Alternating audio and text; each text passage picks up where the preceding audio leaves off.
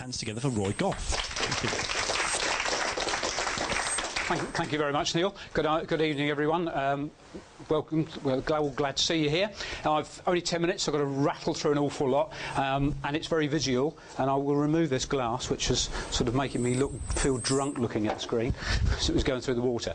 I want to talk to you about gaining new customers or gaining customers through your website. I'm going to give you some practical examples and some guidelines so you can work yourself.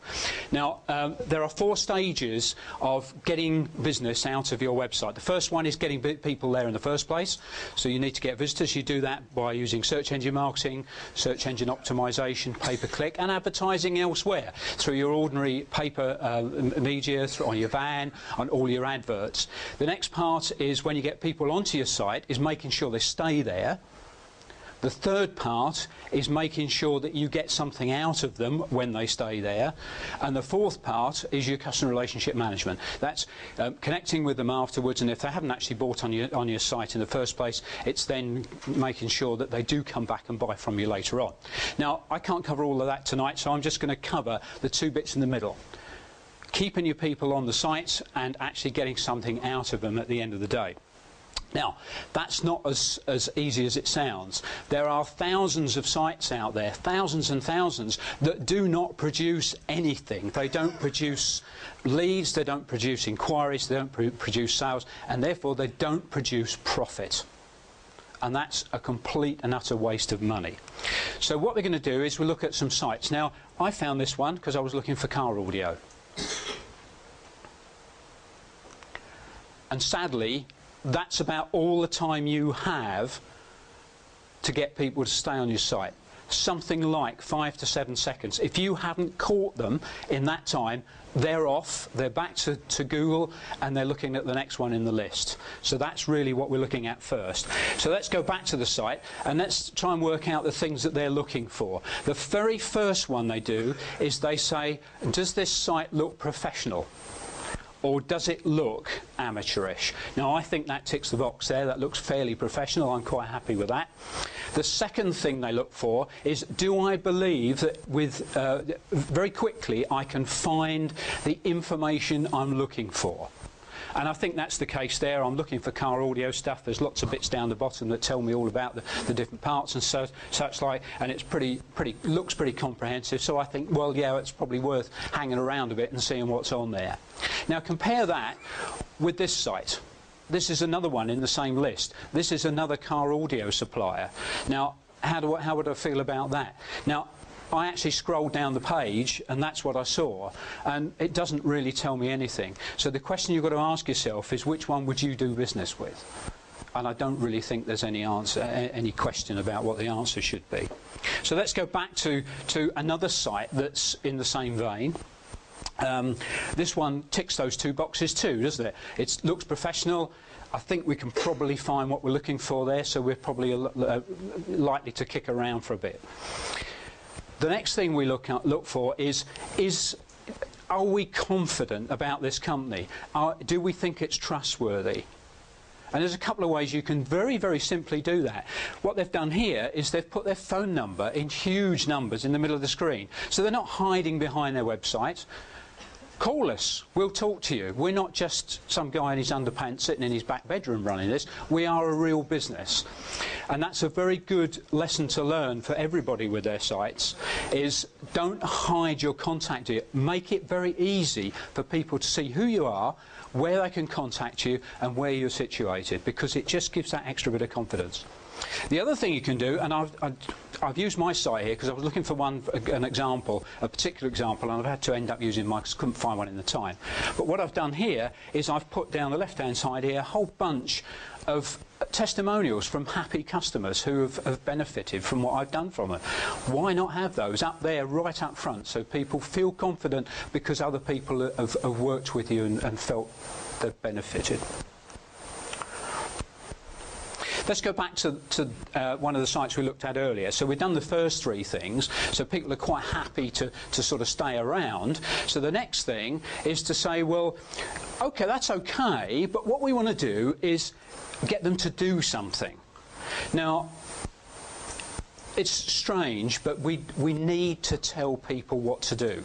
If we just give them a site and it's quite difficult to find your way around, they will say, oh, I'm fed up with this, and go away again.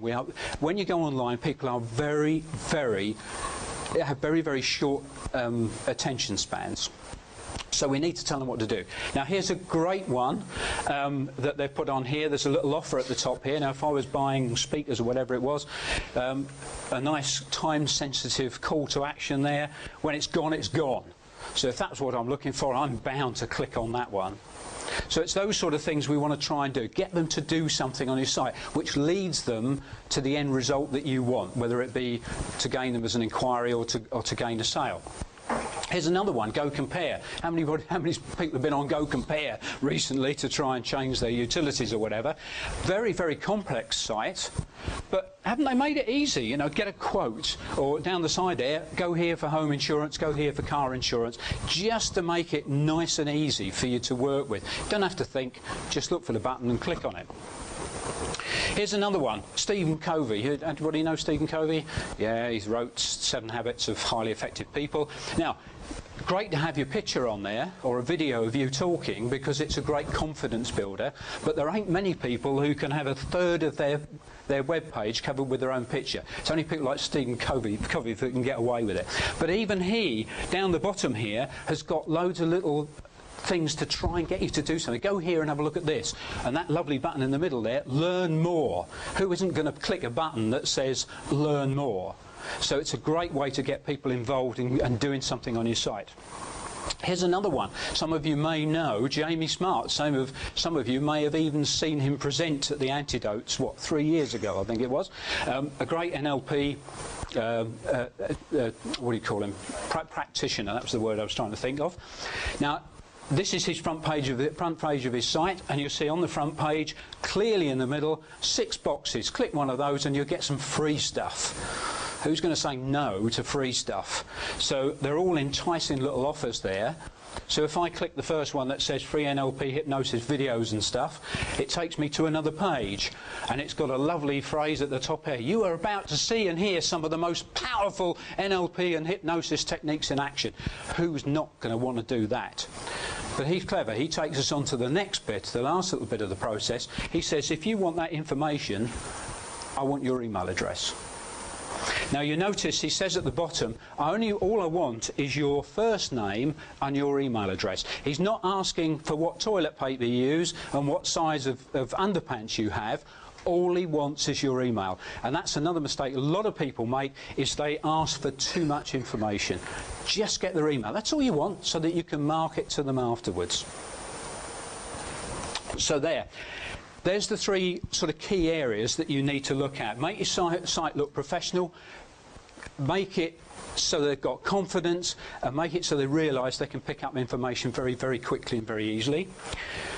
Make sure you show them what to do. Don't let them have to think about it. Show them and tell them what to do. And the end result should be what you want them to do. And one of those, oh sorry, I clicked over there. One of those is perhaps getting their email address if you can't sell them something straight away.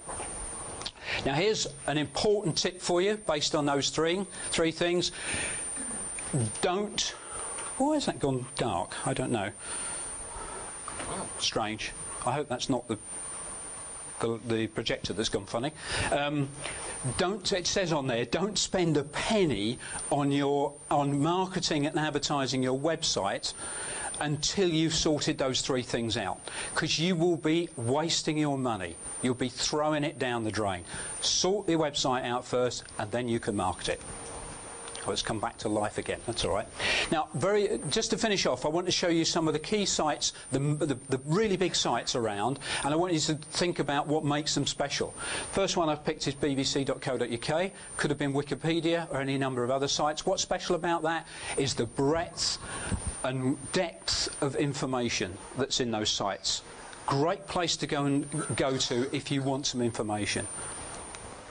The next one is YouTube. Probably the worst laid out site, an uninspiring site you would ever come across, but my God, is it popular? Why is it popular? Because it's so entertaining. You can spend hours going through YouTube watching all sorts of stuff, good and bad, but it's so entertaining. That's why people keep going back to it. I've come back to Go Compare again. Could have been Money Supermarket. Why? Could have been Amazon, for that matter. Why do people go there? Because they want to save money, and they know they can save money on it, so they keep going back to it. Facebook. What's special about Facebook? You're not interacting with a computer, you're interacting with people through the computer. It's very personal, very interactive, and that's why it's so popular. Could have been other ones, could have been Academy, could have been MySpace, Bebo, all sorts of things. And the last one, I can't even show that one, but it's an important area that you should be aware of. 40% of all searches on Google have an adult nature. It is massive business. Now, I'm not suggesting that you should sell condoms and get into the adult site market, but we need to learn from them because it is a very competitive market. There's a lot of money to be made. These guys really know how to make a website work and get money out of it. And the reason they do it, the way they do it, is to make it exciting and make it teasing. They try to get you just to, you know, give you a little bit more, but if you keep going, and so they tell me. Let's get this right. So they tell me. But it's a good lesson to learn how they get people to spend money and how they get them going through the site. So there we are. If you've got a site that's content rich and informative, it's entertaining, money saving, interactive and personal, and exciting and teasing, maybe get some more business. If you could make your site fit into one of those pockets, I'm quite sure you'll make some more money.